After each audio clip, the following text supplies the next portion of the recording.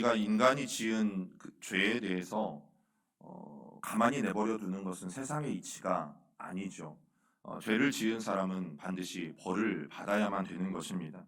여러분, 당사자든 아니면 다른 사람이든 반드시 죄에 대한 책임을 져야지만 여러분 그 사람이 죄로부터 자유케 될 수 있는 것입니다. 그런데 오늘 말씀해 보면 이 돌아온 탕자는 사실은 자기가 저지른 죄에 대해서 그 어떤 책임도 지지 않고 있는 것을 우리가 말씀을 통해서 나누었죠. 여러분, 책임을 지지 않으려 해서가 아니었죠. 아들이 받아야 될 그 벌을 대신 아버지가 다 받기로 했기 때문입니다. 여러분, 아들이 집을 떠날 때나 아니면 돌아와서나 아들이 받아야만 되는 그 모든 수치와 부끄러움을 그 아버지가 대신해서 다 받았기 때문에 결국 그 아들은 어떤 죄에 대한 책임도 지지 않게 된 것이에요. 여러분, 그런데 우리가 생각하는 것처럼 단순히 하나님 잘못했습니다, 저 용서해 주세요, 이러면 우리의 죄가 그냥 그래 내가 너 용서해 줄게 하고 끝나는 것처럼 생각이 되어지잖아요. 그런데 여러분, 예수님께서 그런 나의 죄에 대해서 이미 십자가에서 다 대신 지셨기 때문에 그 수치와 부끄러움을 예수님이 대신 당하시고 저와 여러분들의 죄를 용서하시고 그리고 용납해 주셨기 때문에 여러분, 저와 여러분들이 하나님 앞에 회개할 때 그 회개가 하나님 앞에 받아들여지는 것이죠. 여러분, 때로는 우리는 그래서 죄에 대한 책임을 지지 않을 때가 너무나 많이 있어요. 왜 그렇다고요? 예수님께서 이미 모든 죄에 대한 책임을 대신 져주시기 때문이죠. 여러분, 그런 십자가의 사랑을 생각하면 도무지 인간의 어떤 생각으로는 여러분, 저는 그 하나님의 사랑이 이해되지 않습니다. 도무지 그 하나님의 사랑이, 그 하나님의 은혜가 인간의 얄팍한 지식으로는 깨달아지지 않아요.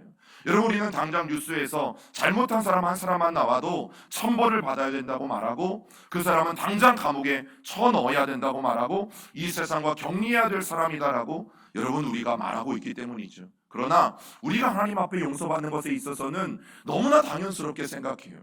그래, 나는 용서받기에 충분하지, 그래, 나는 용서받기에 합당한 사람이지. 그런데 성경 말씀을 곱씹어보면 도무지 용서받을 수 없는 사람 중에 하나가 나라는 사실이죠. 그럼에도 불구하고 나를 용서하시는 하나님을 우리가 이 말씀을 통해서 만날 때 여러분, 그 하나님의 사랑이 얼마나 감사한 사랑인지, 여러분, 하나님이 나를 그렇게 아무 조건 없이 용서해 주셨다는 사실 그 하나만으로도 얼마나 놀라운 사랑인지 우리는 깨닫게 되어지는 거죠. 그런데 이제 오늘 본문을 보면 하나님 아버지의 사랑이 거기에서 끝나지 않아요. 저와 여러분들을 무조건적으로 용서해 주시고 무조건적으로 사랑해 주신 것만으로도 너무나 감사한데 여러분, 하나님의 사랑이 거기에서 끝나지 않아요. 우리 누가복음 15장 22절부터 23절을 다시 한번 읽어봅니다. 아버지는 종들에게 이르되 제일 좋은 옷을 내어다가 입히고 손에 가락지를 끼우고 발에 신을 신기라.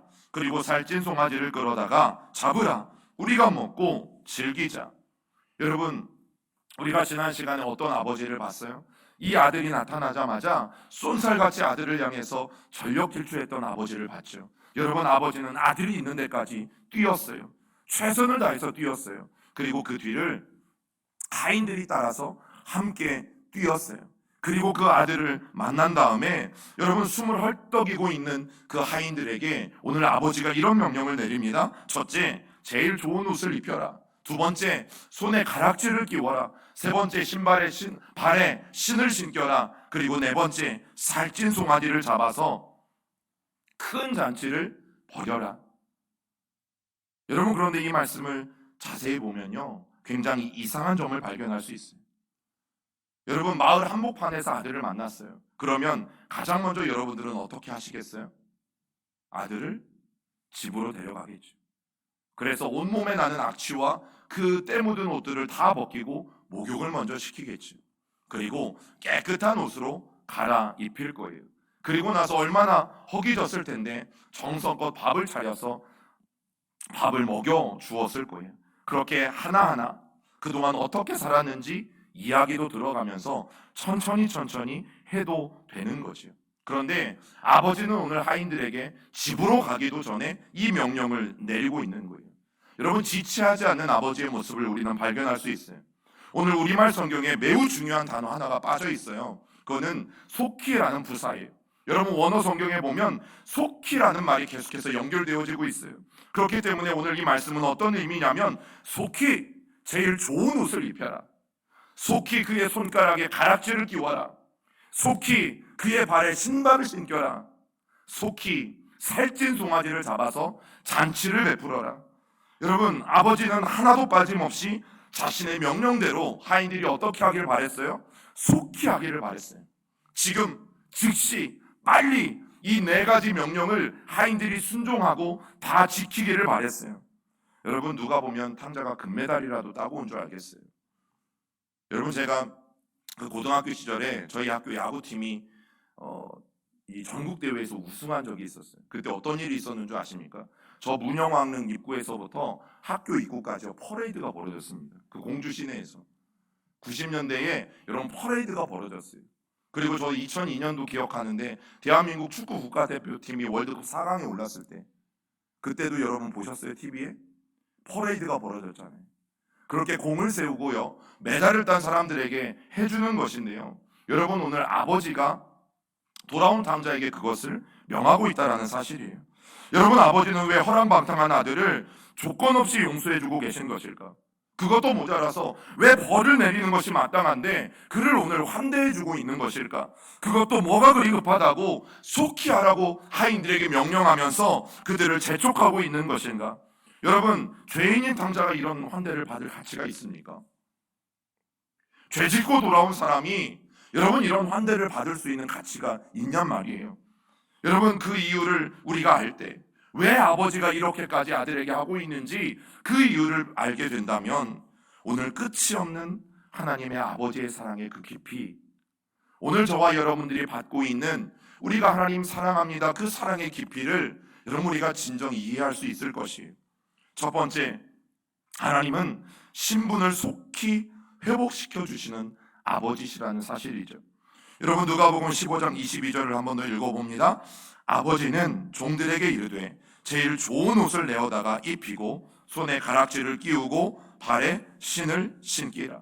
여러분 이 명령들 중에 아버지가 하인들에게 속히 발에 신을 신기라고 명령하고 있어요. 여러분 거짓골로 돌아온 탕자에게 뭐 나이키 운동화 빨리 사다 줘라, 아디다스 운동화 빨리 사다 줘라, 여러분 이런 말을 하고 있는 걸까요? 여러분 당시 문화에서 보면 신발을 신긴다라는 것은 이 탕자를 다시 아들로 받아준다라는 공식적인 선언이, 이 탕자를 내 아들로 다시 받겠다라는 공식적인 선언이, 여러분 하루하루 날품팔이로 살았던 품꾼들 그리고 한 집안의 노예나 종으로 살았던 사람들은요 신발을 신을 수가 없습니다. 여호수아가 여호와의 군대대장 앞에서 여리고성 앞에서 신을 벗었던 이유가 그것이죠. 나는 하나님의 종입니다. 여러분 종들은 신발을 신을 수가 없어요. 주인이든지 주인의 아들이든지 자유인들만 신발을 신을 수 있었던 거예요. 즉 돼지를 치다가 고향으로 돌아왔던 이 아들은 맨발로 돌아오고 있었고 그 아들에게 아버지가 신발을 신긴다라는 것은 단순히 새 신을 갖다가 신기라는 의미가 아니라 이제부터 이 아들은 다시 내 아들이라고 공식적으로 선언하고 있는 것이, 여러분 탕자가 아버지의 집으로 돌아오기 전에 여러분 100번이고 1000번이고 연습했던 게 무엇입니까? 나를 품꾼의 하나로 써주옵소서. 나는 그것조차도 감당치 못하겠습니다. 여러분 그런 마음을 가지고 정말 무거운 발걸음을 고향으로 옮겼던 것이잖아요. 하지만 아들을 맞이하는 아버지의 방식은 오늘 탕자가 상상하지도 못할 만큼 파격적이었던 거죠. 왜요? 아버지는 아무것도 묻지 않았어요. 그리고 아무것도 따지지 않았어요. 탕자의 뉘우침이 진짜인지 가짜인지 확인도 하지 않았어요. 무조건 용서하고 그를 받아들이고 있는 거죠.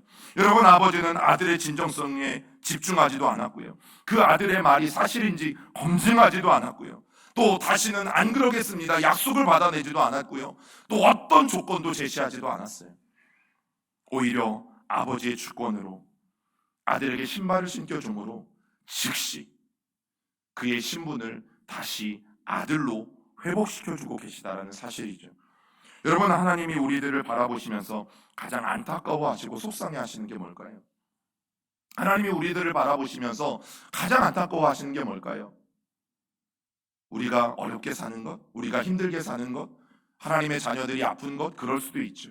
그러나 그것보다 더한 것은 하나님이 분명히 하나님의 귀한 자녀로 저와 여러분들을 아들과 딸로 창조하셨는데, 오늘 저와 여러분들의 삶이 그 신분을 망각하고 돼지치기와 같은 삶을 살아가는 것. 예수 그리스도로 말미암아 저와 여러분들을 구원해 주신 것이 분명한데 아직도 죄의 수렁에서 빠져나오지 못하고 여전히 죄인된 모습으로 살아가는 것, 여전히 신발도 신지 못한 종의 모습으로 살아가는 것, 여러분 그 모습을 바라보는 하나님의 마음은 분명히 아프실 것이에요. 여러분, 하나님은 우리를 종이나 노예로 부르신 적이 없으시잖아요. 하나님은 우리를 종으로 만드신 적도 없고 노예로 만드신 적도 없고, 여러분 430년 동안 하나님께서 애굽에서 살던 이스라엘 백성들을 탈출시키신 이유가 뭡니까? 더 이상 노예로 살아가는, 종으로 살아가는 이스라엘 백성들의 그 모습, 하나님이 원하시는 모습이 아니기 때문에 그들을 자유인이 되게 하시기 위해서 애굽에서 탈출시키신 거잖아요. 왜냐하면 우리가 하나님의 자녀이기 때문에. 그런데 오늘날 어떤 성도들은 여전히 돼지치기와 같은 신세로, 여전히 신발도 신지 못한 채 살아가는 종의 신세로, 죄의 노예로 살아가는 사람들이 많이 있다는 거죠. 여러분, 그런데 감사한 게 뭐예요? 우리가 돌아오기만 하면 하나님은 즉각적으로 저와 여러분들을 자녀로 받아들여 주시고 다시 원래 아들로서, 원래 딸로서 저와 여러분들의 신분을 회복시켜 주신다는 사실이죠. 여러분, 그래서 하나님의 사랑은 끝이 없는 사랑일 수밖에 없는 것이에요. 하나님 앞에 돌아가는 것만이 여러분 가장 지혜로운 방법인 것을 우리는 기억해야만 되는 거죠. 두 번째, 하나님은 즉시, 그것도 더 높은 명예를 우리에게 부여하시는 아버지세요. 여러분, 죄의 중에서 다시 아들로 신분을 회복시켜 주신 것만으로도 얼마나 감사해요. 나는 품꾼의 하나로 여기는 것만도 감사하다고 생각했는데 아버지가 아니래. 내가 집으로 돌아왔더니 아니래, 도 이제부터 예전과 똑같이 내 아들이래. 여러분, 이것만 해도 얼마나 감사해요. 그런데 오늘 말씀해 보니까 제일 좋은 옷을 입히래요. 제일 좋은 옷은 더 높은 명예를 상징해요. 여러분, 아버지가 가인에게 속히 제일 좋은 옷을 내어다가 입히라고 말하는 것은 당시 문화에서 보면 아버지의 옷이에요. 어디 시장에 가서, 마트에 가서, 백화점에 가서 빨리 새 옷 하나 사오라는 것이 아니라, 여러분 그 집안에서 가장 좋은 옷이 누구 옷이겠어요?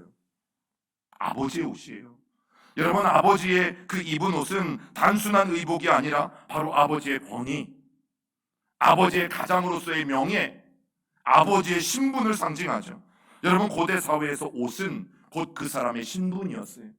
그 사람이 어떤 옷을 입었느냐가 그 사람이 어떤 신분을 갖고 있느냐를 드러냈던 거죠. 여러분, 그렇기 때문에 속히 제일 좋은 옷을 입히라는 이 명령을 들은 하인들은 굉장히 의아할 수밖에 없었죠. 왜 그렇습니까? 지금 돼지치기를 하다가 돌아온 이 탕자의 몸은요, 악취가 코를 찔러요. 그리고 온몸에 정말 때가 덕지 붙어서 빨리 목욕을 하지 않으면 안 되는 상태예요. 여러분, 그런데 무엇부터 입히는 거예요? 가장 좋은 옷을 가져다가 그 옷부터 입히라고 말하는 거예요. 여러분, 이상하지 않아요? 우리는 어때요? 새 옷을 입으려면 목욕부터 하죠. 깨끗하게 씻죠. 그리고 나서 새 옷을 입게 되어지죠. 여러분, 물론 제일 놀랄만했던 사람은 탕자였어요. 이런 아버지의 행동이 이해가 되지 않는 사람은 그 사람들 중에서도 탕자였어요. 여러분, 아버지가 왜 그랬을까? 최대한 빨리 누더기 옷을 입은 그 아들의 모습을 덮고 싶었던 거예요.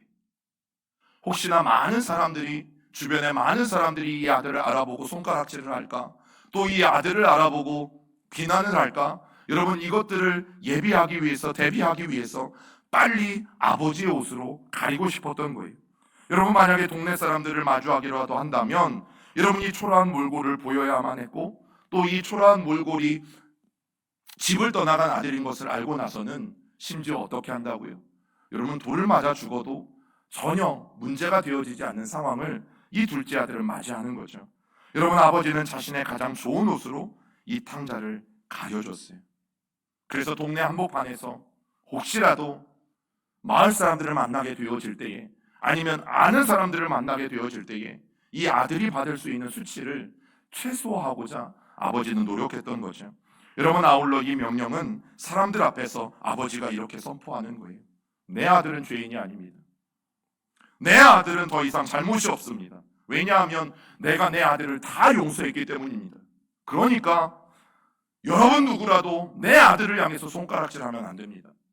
여러분 누구라도 내 아들을 향해서 비난하면 안 됩니다. 왜냐하면 내가 이미 내 아들의 모든 잘못을 다 용서해 주었기 때문입니다. 여러분, 아버지는 모든 마을 사람들을 향해서 강력하게 선포하고 있는 것이에요. 아버지는 아들로서 갖는 일반적이고 평범한 명예보다 더 큰 그리고 더 존귀한 명예를 오늘 아들에게 부여해 주고 있는 것이죠.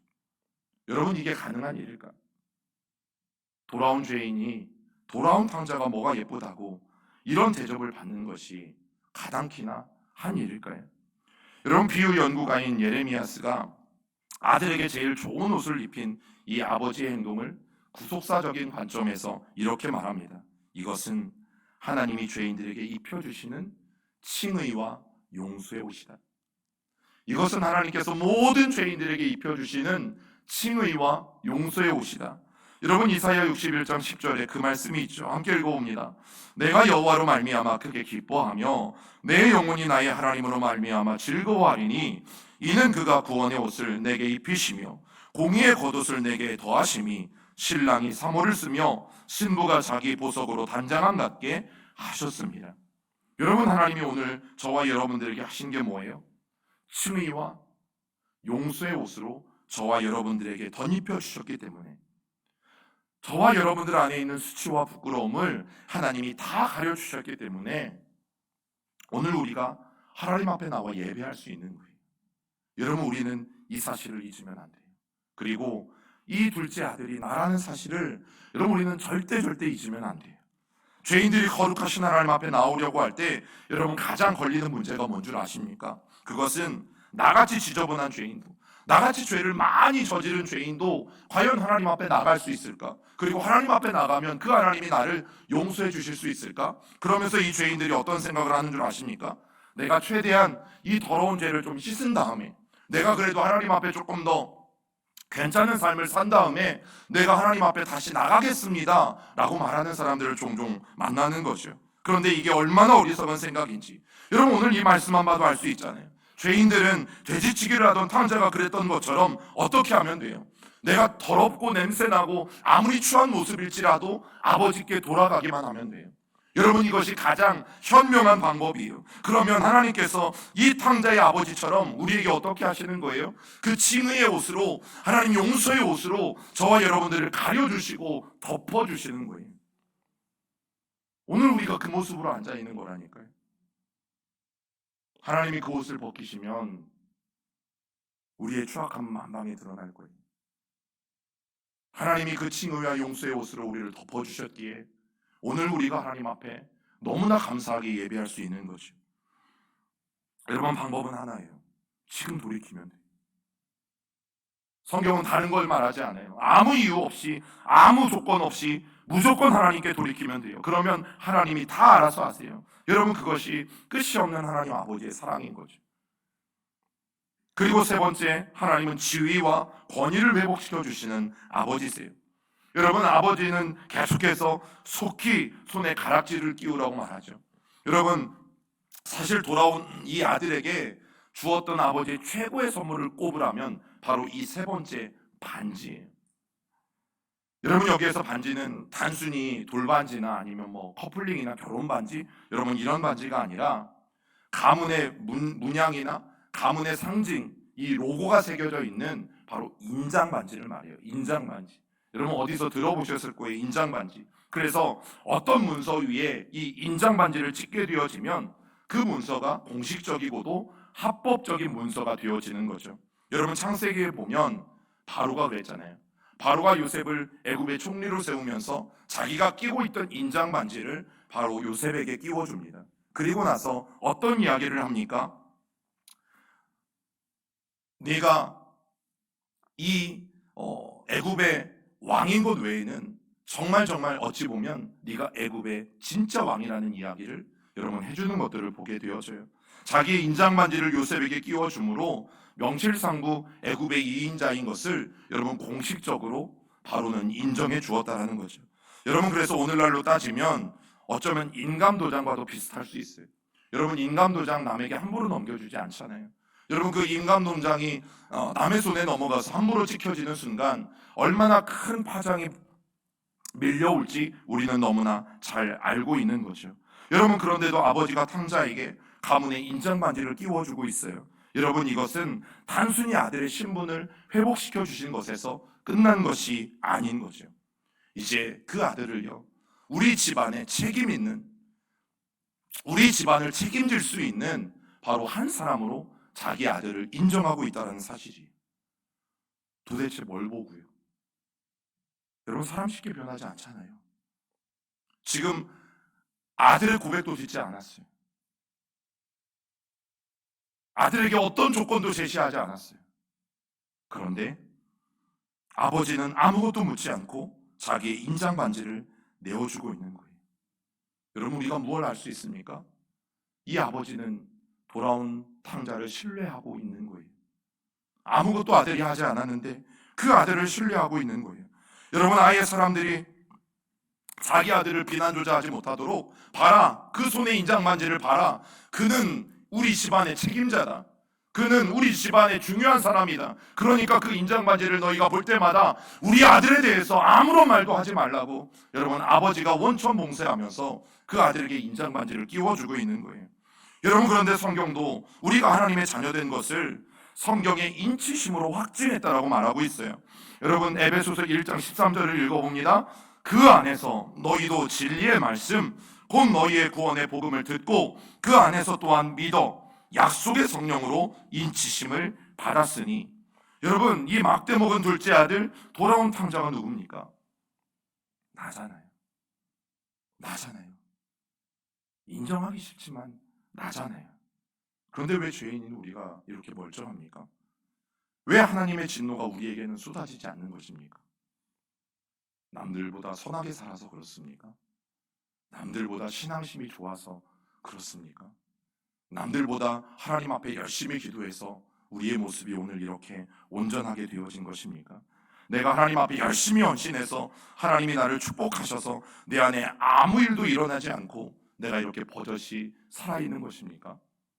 여러분, 이것은 정말 오만한 우리의 착각입니다. 성령 하나님께서 우리가 하나님의 자녀인 것을 보증해 주셨기 때문이에요. 하나님이 친히 나서서 저는 하나님의 자녀입니다, 저는 하나님의 아들입니다, 저 사람은 하나님의 딸입니다, 하나님이 보증해 주셨기 때문에 여러분, 세상이 함부로 우리를 비난하지 못한 것이고 또 그 어떤 것도 함부로 우리를 공격하지 못한 것이죠. 여러분, 끝이 없는 하나님 아버지의 사랑이 세상 사람들의 비난과 손가락질로부터 저와 여러분들을 다 막아주기 때문에 여러분, 오늘도 우리가 하나님을 예배하고 있는 것이라는 생각이 들지 않습니까?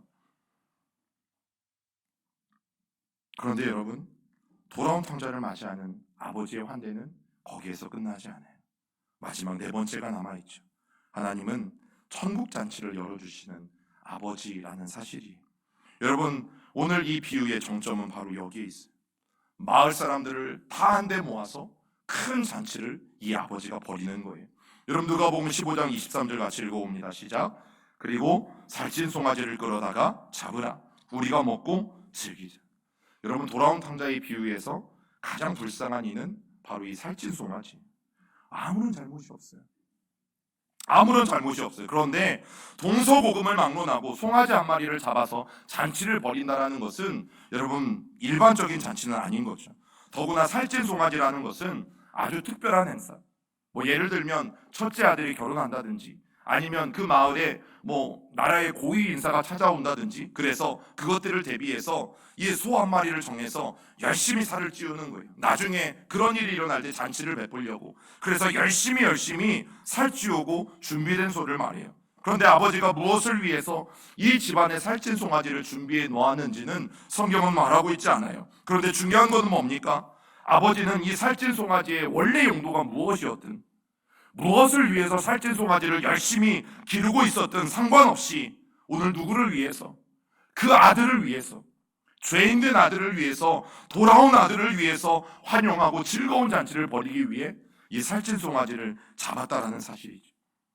여러분, 게네스 베일리는 당시에 살찐 송아지면 최소 100명, 많으면 200명까지 먹을 수 있는 양이었다라고 말해요. 여러분, 그러면 아버지가 송아지를 잡은 것은 하나예요.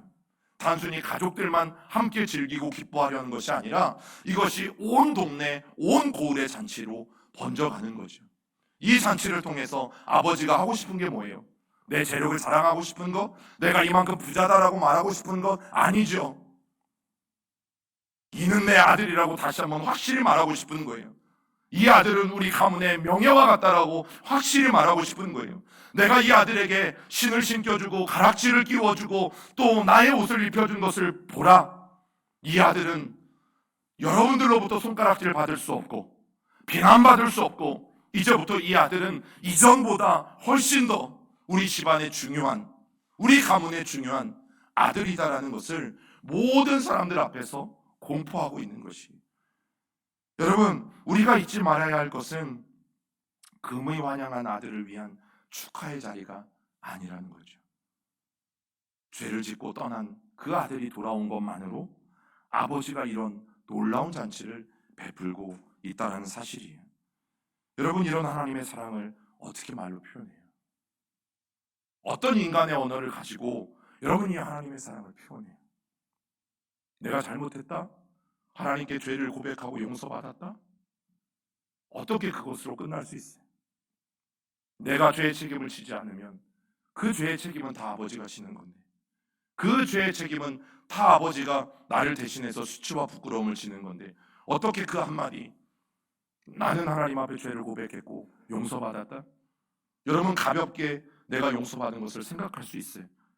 여러분, 찬송가의 가사처럼 하늘을 두루마리 삼고 바다를 먹물 삼아도 다 기록할 수 없는 거잖아요.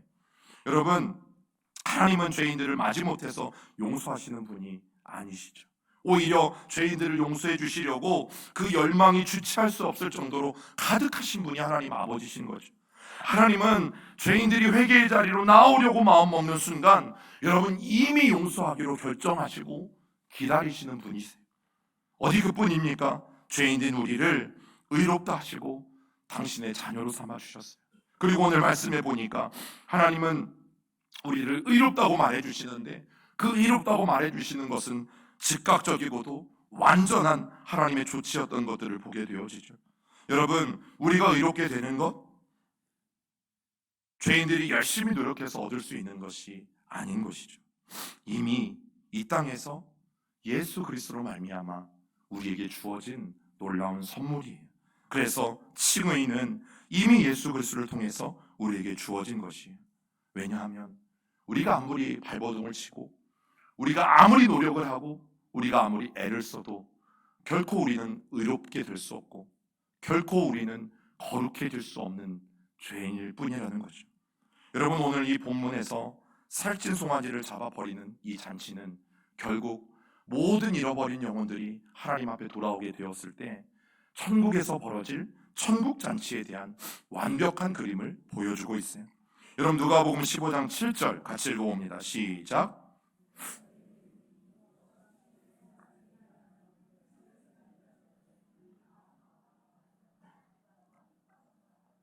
아멘.